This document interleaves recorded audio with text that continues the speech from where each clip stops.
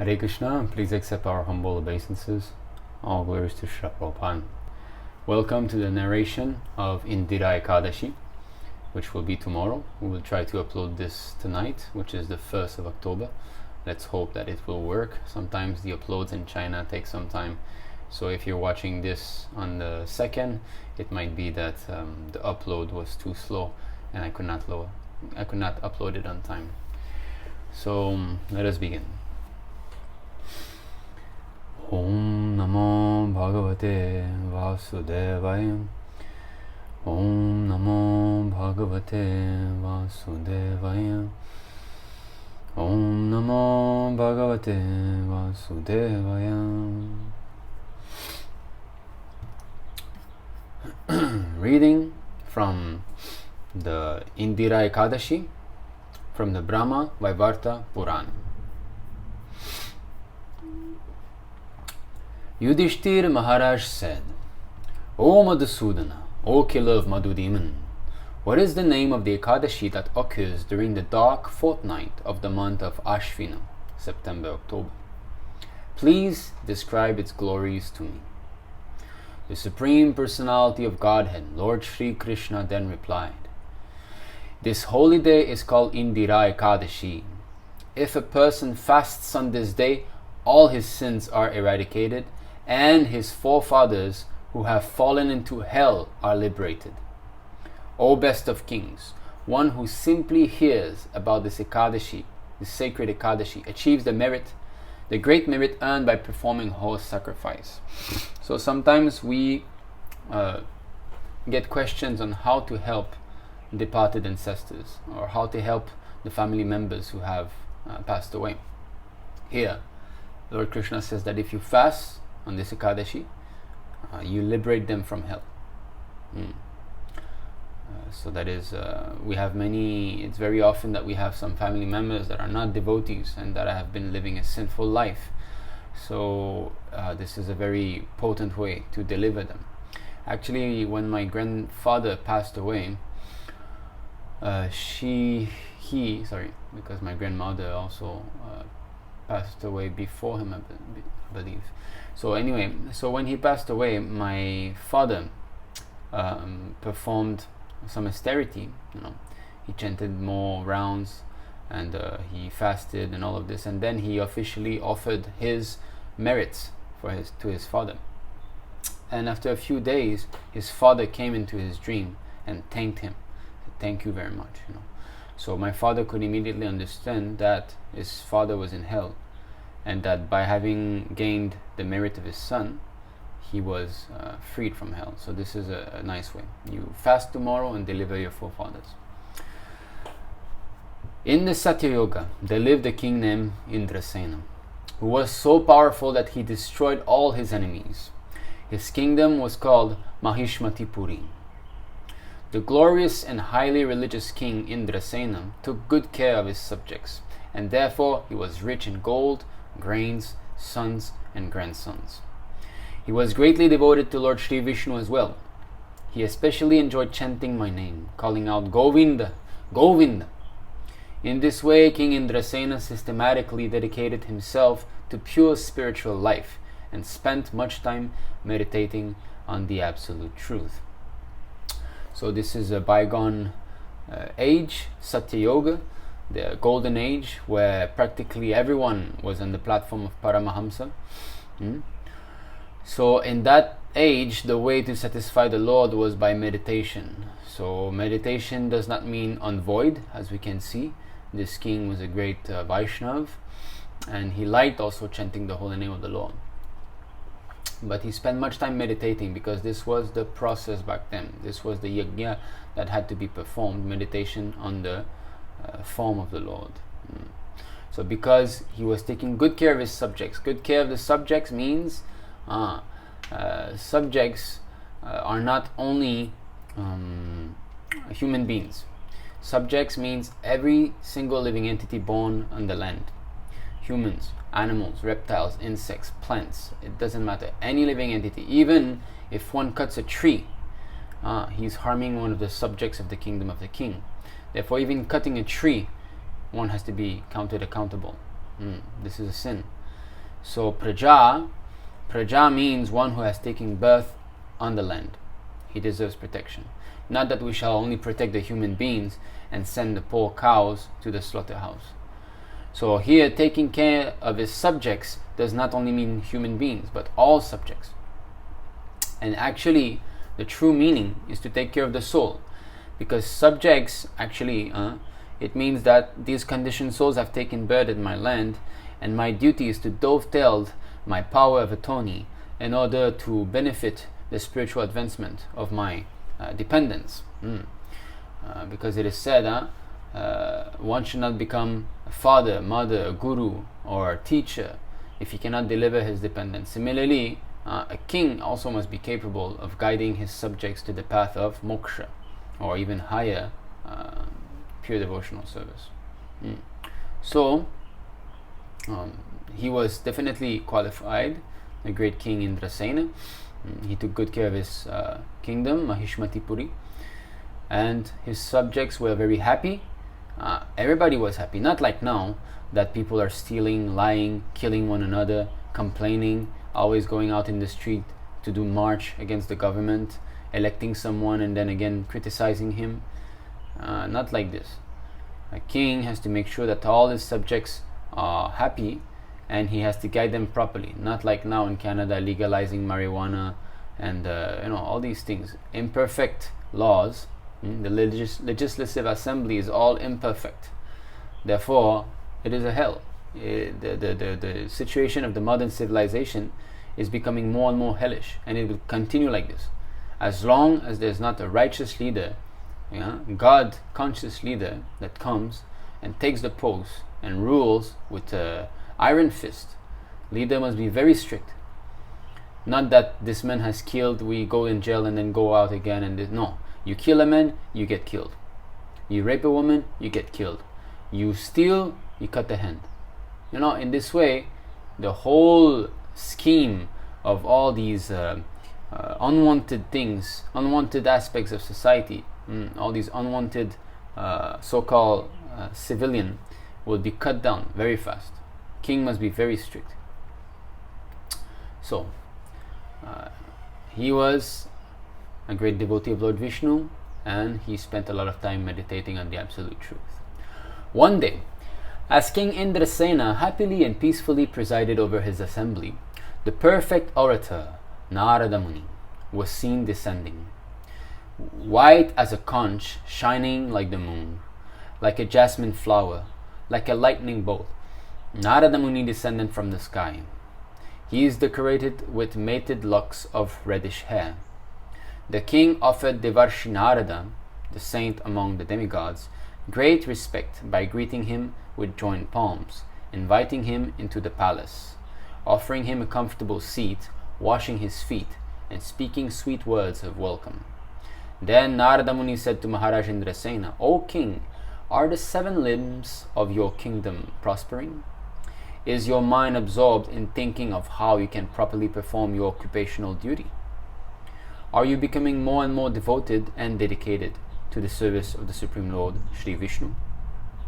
Just see the magnificent history of the human race, not the nonsense history that they're now promoting to our children at school, that we came from monkeys, and the monkey before was something else, and then something else. What is this nonsense?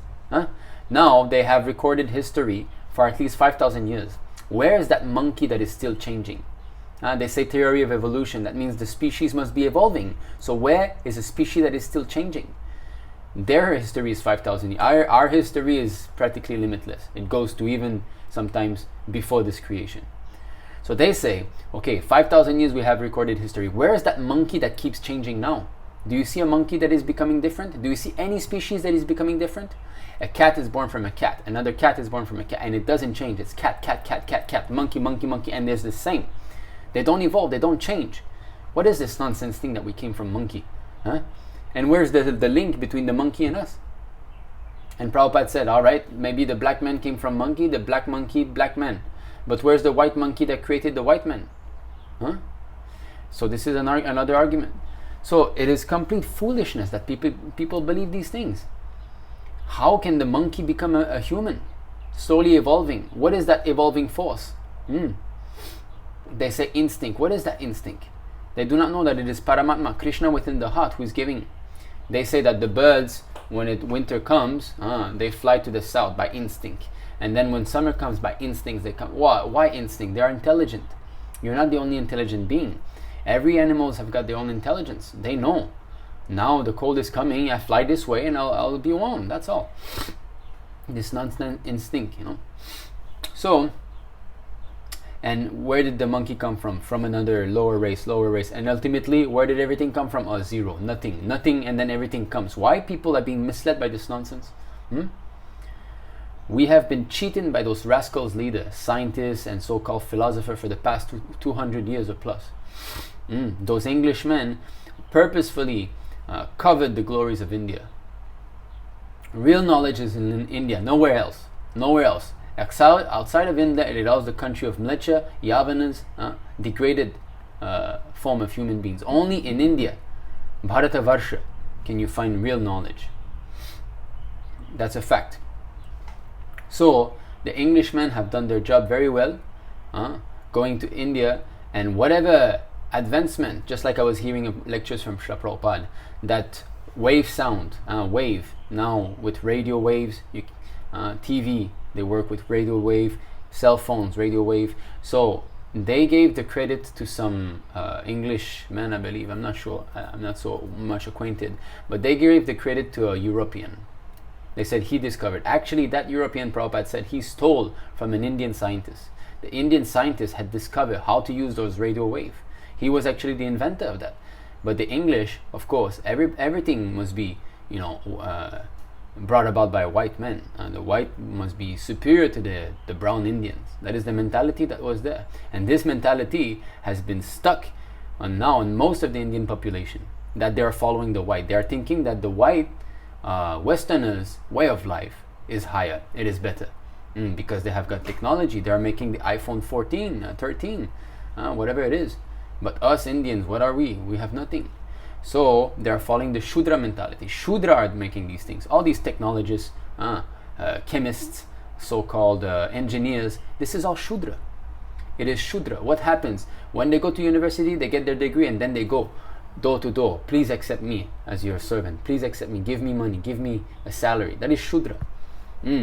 Real Brahmana, real intelligent man knows that he's not this body. He doesn't waste his time with temporary material things. He knows that Tamaham Brahmasmi, I am eternal. I have always existed. Why should I condition myself with this false ego and lower myself to such a degraded standard of life, thinking that, oh, I'm English, I'm British. What is that thing? Or I'm white, I'm Indian. He knows I'm a spirit soul, eternal. That is Brahmana. Therefore, Brahmana is first class. The one who is dealing with spiritual values, not material assets. So these Englishmen going to India, they have brought the disease, and now the disease is spreading all over India. So do not be misled by them. Take the mission of Chaitanya Mahaprabhu. Become a guru and preach this Krishna consciousness all over the world. Indians especially are meant to become Madhyamadikari, preachers. Indian especially is meant to become Madhyamadikari. Other races, they're already fallen.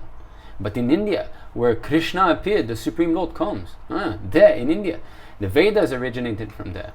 Śrila Vyasadeva is Indian, if you want to call him that. He's Indian. Sukadeva Goswami is Indian. Maharaj Parikshit is Indian. Mahārāja Indrasena is Indian. So, and here, Devarshi Nārada, he comes from the Satya-yuga. He's not Indian. He's a great sage amongst the demigods, but he comes down. He comes down to India. He doesn't come down to New York or North America. What is he going to do there?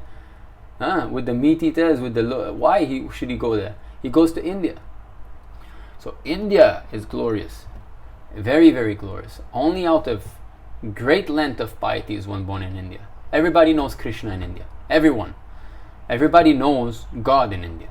They might not accept him as such, but at least they know him. You go to other country, you speak of Krishna. Who? They do not even know. So, okay. Going back here, so Nārada Muni was descending, very beautiful, shining, because he is from the planetary system called those who are already Siddha Loka, born with the mystic perfection already, he can fly from birth. There are living entities in the universe that are much more advanced than us. Again, this is another nonsense concoction of the atheists, the demons, that we are the highest. The whole point from that Big Bang originated means there is zero, it's nothing before that. And then this whole creation, there's no creator, there's no need to give any credits to anybody. We are the highest. The human beings is the highest. We're higher than everybody else. Therefore, we have the right to rule over everything. And everything that we see is mine because I'm the most glorious. I'm the most glorious creation. I'm God because everything else is below me. And there's no creator. It is an empty mass that exploded. There's no conscience. And conscience is superior than matter. Therefore, I'm God. Therefore, you should listen to me. You should worship me. The entire universe is empty. Each single stars and planets is empty. There's only dust and gas, and I will be populating the entire universe, just like this Tesla man rascal.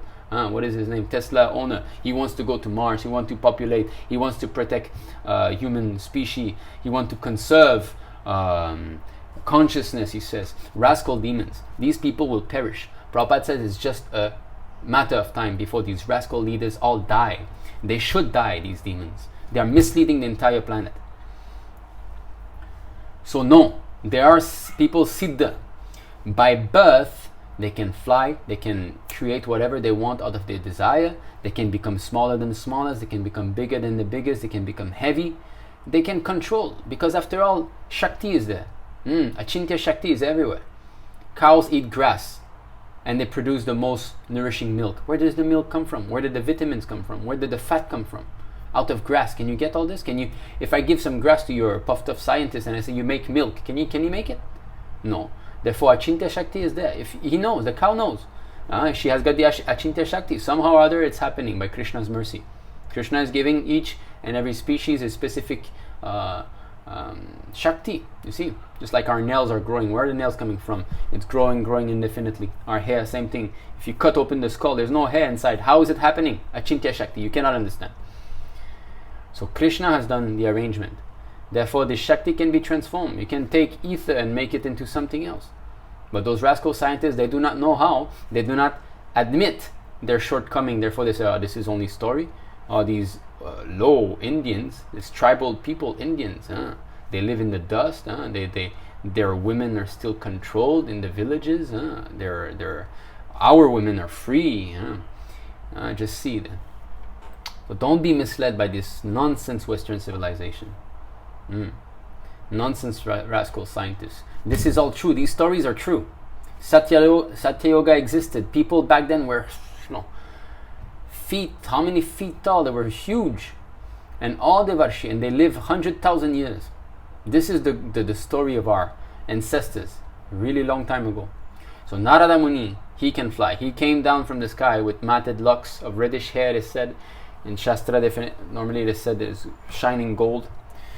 Although in the Indian dramas, Indian TV show, he always has black hair. But actually he doesn't.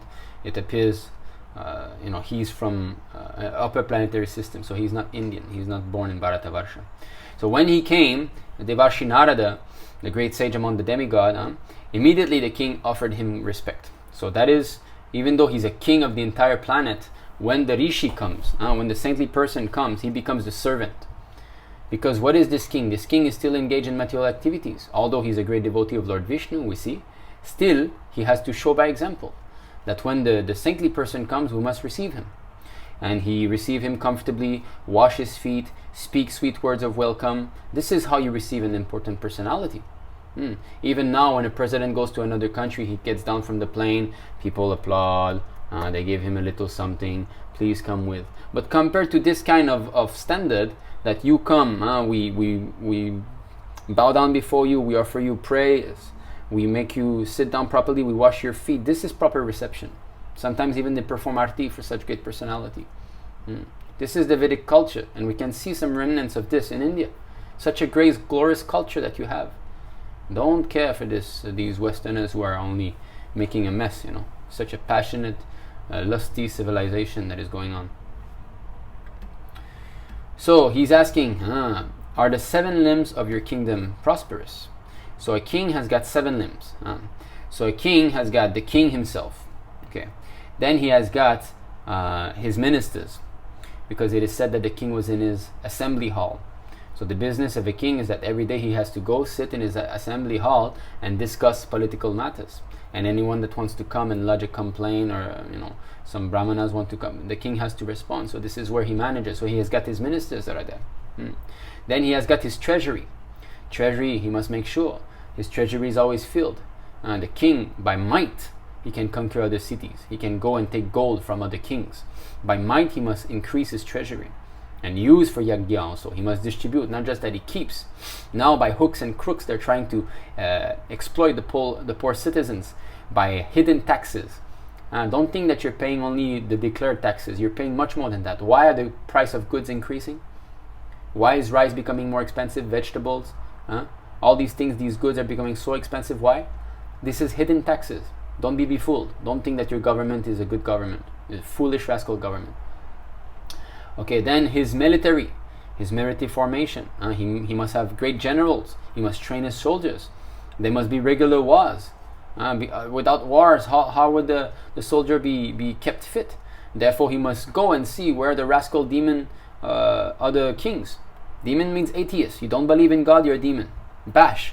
We don't care if mind I'm using harsh words. This is a fact. You don't believe in God, you're an atheist. You're an atheist, you're a demon. That's it. We have got Krishna says, very simple. There's 4 types of miscreants that don't surrender to me. They partake to atheistic nature of demon. That's it. Those who don't surrender to Krishna are to be known as demon, or other features of the Lord, So, his allies, the allies of a king also, and the king has got many kings, allies. So this is, we have got the king, the ministers, the treasury, the military force, his allies, the brahmanas. The brahmanas, very, very important, because the king, the kshatriya class, are the arms of society. They protect. Kshatriya, kshatrayate, one who protects from harms is a kshatriya. One who protects his subjects from being harmed is a kshatriya. But without a brain, how will the arms work properly? Therefore, the brain has to be in proper order. That is the brahmana. So therefore, king must be guided by brahmana, because brahmana knows the actual goal of life, to realize Brahman. And higher than brahmana is the Brahmana Vaishnav, who understand that Brahman is an impersonal feature of the Absolute Truth. The personal feature is higher. Krishna, Bhagavan, Vishnu, Narayana. And then the sacrifices performed in his kingdom, and the needs of the king's subjects. So the sacrifices performed is 7th. He must make sure that his yagya is going on in his kingdom. So the king has to spend lavishly for yagyas. He has to spend very, very lavishly, and give also charity to the brahmanas. And sometimes even to the subjects during those yagyas, the king will spend so much that everybody down to the shudra, to the servants, they will get something. Everybody would be satisfied. Now, when does this happen? Do you ever see a government giving money away to the people? When does he gets the taxes? Does he give away? And now today we shall give $100 to everybody, $1,000, or we shall buy new clothes for everyone, or we shall get everybody can get a free cow. It doesn't happen. Simply an exploiting nature now. And the needs of the king's subjects, the needs, the desires, and the needs of his subjects. So again, the king himself, his ministers, his treasury, military force, his allies, the brahmanas, the sacrifice being performed in his kingdom, and the subjects' needs. So these are the 8 limbs. So Nārada Muni, he's coming and he knows what the Kshatriya's business is. So he's not asking him, how is your austerity going? How is your study of the Vedas? No, this is questions that you ask Brahmanas, but you ask a king according to his position. So Nārada Muni, he knows very well. So he's asking this. Then he's asking, is your mind absorbed in thinking of how you can properly perform your occupational duty? So, do you understand what it is to be a king? Are you trying to understand how to perform your duty as a kshatriya? This is important. This is the material side of varnashram dharma, which is essential also in order to show by example. And then, the most important, are you becoming more and more devoted and dedicated to the service of the Supreme Lord Śrī Vishnu? That is the spiritual need of everyone. It doesn't matter caste, It doesn't matter which varna one is. He has to advance in spiritual life. Let us continue. The king replied, "By your kind grace, O greatest of sages, everything is quite well. Today, just by your presence, all the sacrifices in my kingdom are successful. Please show me mercy and explain the reason for your kind visit here." The king is saying that because of his sacrifice, now everything is successful because he's having the darshan of such a personality. And that is a fact. That is the point of pious activity. Why we perform pious activities, that at one point we will get enough stock to be fortunate enough to come in touch with the pure devotee of the Lord. That is the whole point. Why digging of wells, planting trees, distributing food? These things are there to purify someone's existence so that he amasses enough pious activity. And one day, why would that be good? Because one day he will give in donation to a devotee, or he will help a devotee, he will give water to a devotee, he will build a well near a devotee's house, and in this way he will get agyata sukriti on non-devotional activities, and that will play off. That one day he will be coming under the shelter of a pure devotee of the Lord. Sri Nārada, the sage amongst the demigods, then said, "O lying among kings, listen to my astonishing words. When I descended from Brahmaloka to Yamaloka, Lord Yamaraj praised me very graciously and offered me an excellent seat. As I glorified his truthfulness and wonderful service to the Supreme Lord, I noticed your father in Yamaraj's assembly. Though he had been very religious, because he broke an Ekādaśī fast prematurely, he had to go to the Yamaloka. Your father gave me a message for you. He said, 'In Māhīṣmatī lives a king named Indrasena. Please tell him about my situation here, that because of my past sinful deeds, I have somehow been forced to reside in Yamaraj's kingdom. Please give him this message from me. O son, kindly observe the coming Indirā Ekādaśī and give much in charity, so I can go upward to heaven.'" So just see, Nārada Muni, he can travel everywhere in the universe. So he went to Yamaloka, which is near the hellish planets, because Lord Yamaraj, the great Yamaraj, he's in charge of punishing the sinful man. He's a Mahajan, he's an authority, pure devotee of the Lord. So his material duty is that he must punish. So sometimes even pure devotees have got material duty. Just like Bhaktivinoda Thakur, he also was performing his court duty, and he was very, very efficient at this. So similarly, Yamaraj also is judging all the sinful souls of this universe, and he's placing them in his respective hell. So the father of King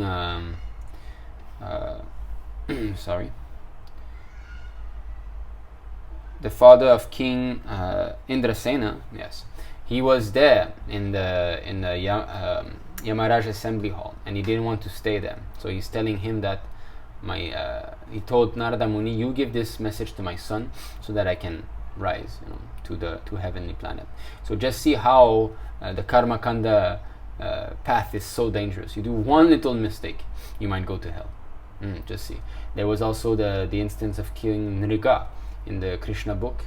In the 10th canto of Srimad Bhagavatam, we read that there was a king who performed so much pious activities, but he did one little mistake.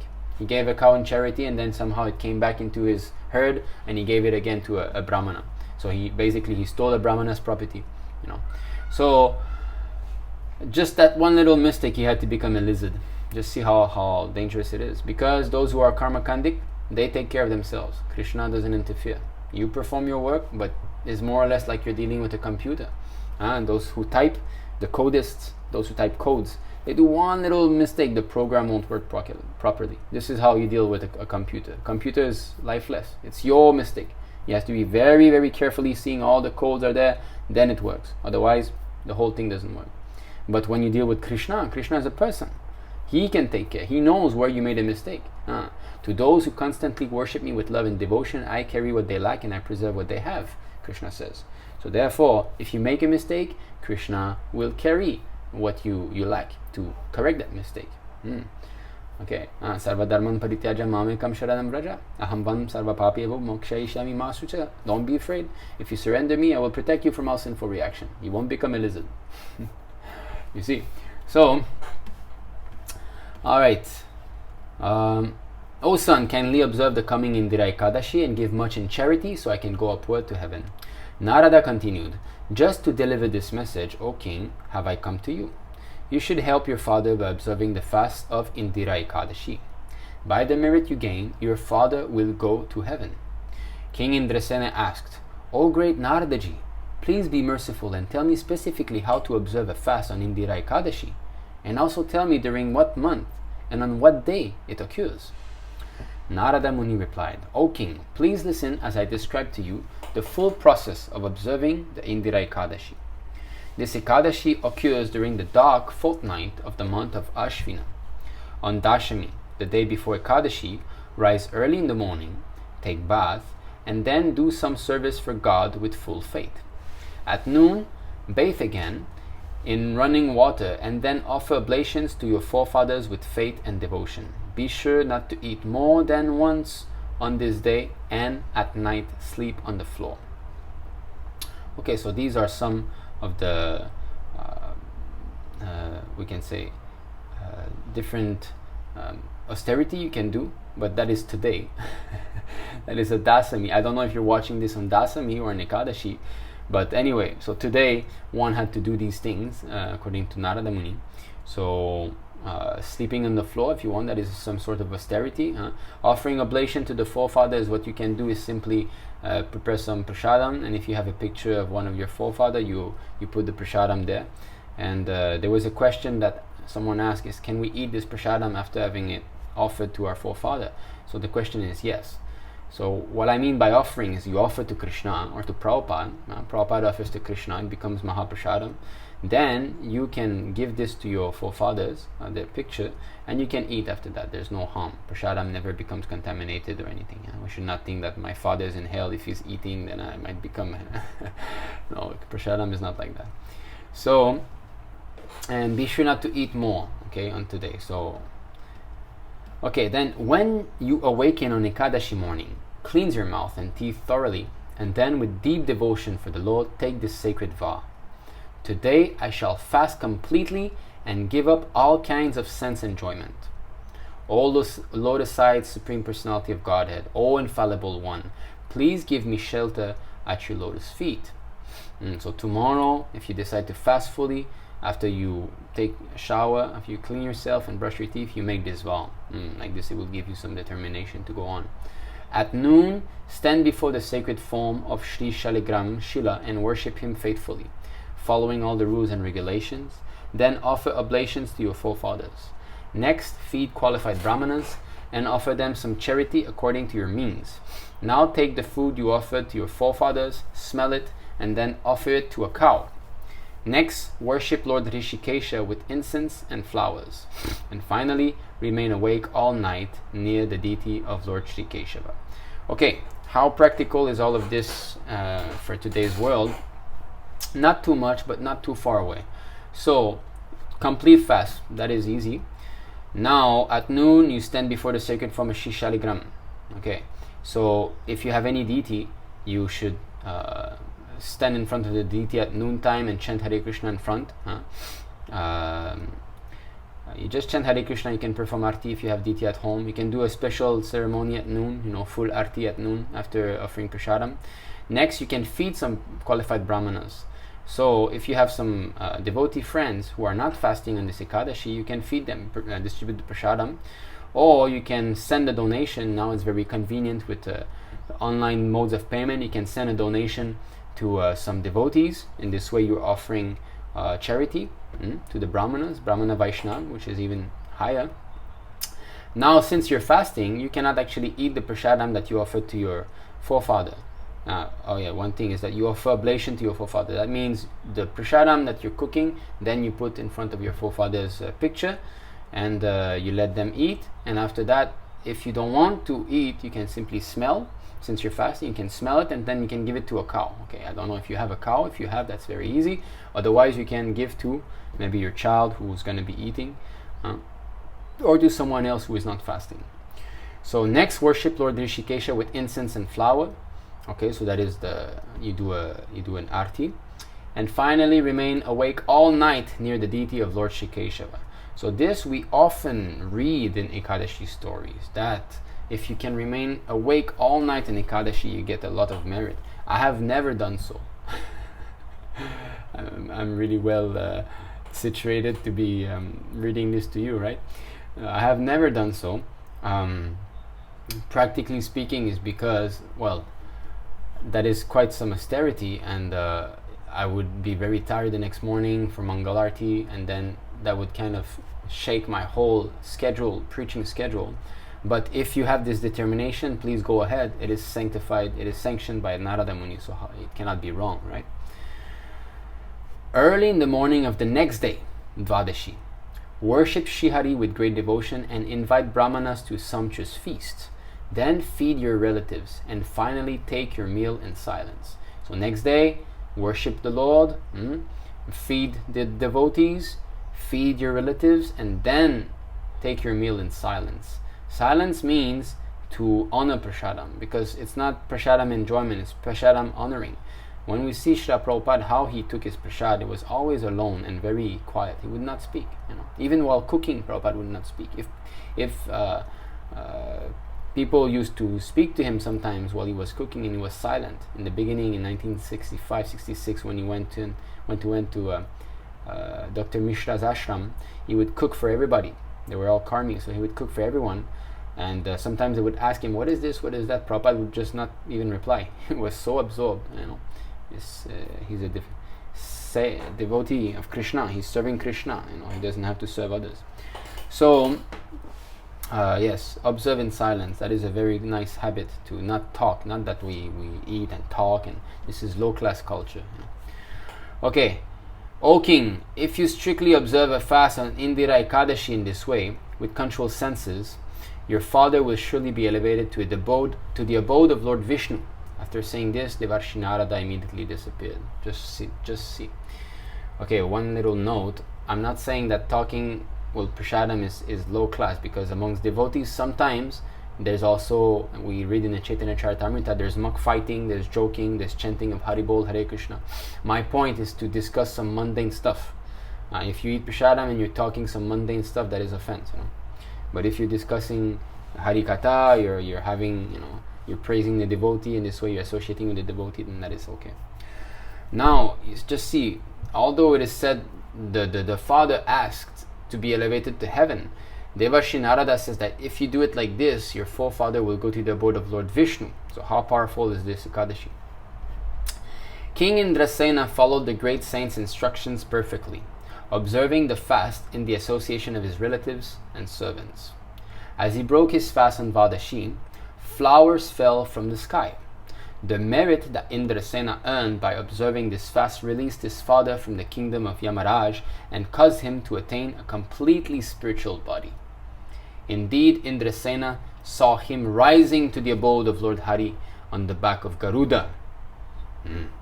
Indrasena himself was able to rule his kingdom without any obstacles, and in time, when he handed over the kingdom to his son, he also went to Vaikuntha.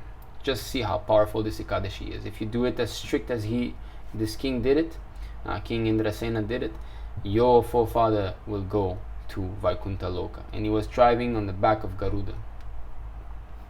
O Yudhiṣṭhira, these are the glories of the Indirā Ekādaśī, which occurs during the dark fortnight of the month of Ashvina. Whoever hears or reads this narration certainly enjoys life in this world, is freed of all reactions to his past sins, and at the time of death returns home, back to Godhead, where he lives eternally. Thus ends the Vrajavasi narration of the glories of Ashvina Krishna Ekādaśī, or Indirā Ekādaśī, from the Brahma Vaivarta Purana. Now, many times Lord Śrī Kṛṣṇa, at the end of reciting an Ekādaśī story, says, whoever hears or reads this narration, and then he gives all the... Now it says, goes back home, back to Godhead. So does that mean that we don't have to fast? Only hearing is enough? Actually, it is a fact. But there must be some quality of hearing. It is not simply that I'm hearing the vibration and I'm listening to this fairy tale and I'm going back to Krishna. No. One must have 100% faith in what he's hearing. So this faith cannot be displayed by most of us. Only very advanced Vaishnavas can listen to such narration with 100% faith. So of course we should have full faith, but because we're contaminated, we have been in this material world for billions of lifetimes, it is hard to completely accept the parampara system, especially in this age of Kali where everything is polluted, everybody is speculating. It's the ascending process of knowledge, speculating process. In other ages, this was not like this. People had simply accepted. So the faith that people displayed was very easily acquired because they were not polluted with all these rascal scientists that have been speaking of in the beginning.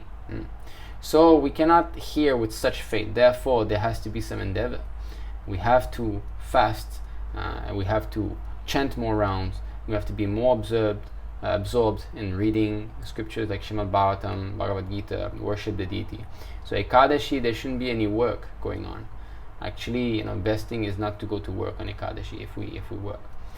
Of course, one might say, how practical is this? But the whole point is that we have to be serious, each Ekadashi at least.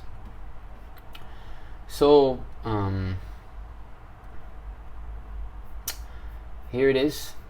This is Indirā Ekādaśī. So thank you very much for listening. We wish you a very happy and blissful Ekadashi filled with devotional activities. And if you have any question, you can post in the comment section below, and we shall try to answer on our next Ekadashi story day. Thank you very much. So, Indirā Ekādaśī ki Jaya, Śrila Prabhupāda ki Jaya, Hari Hari.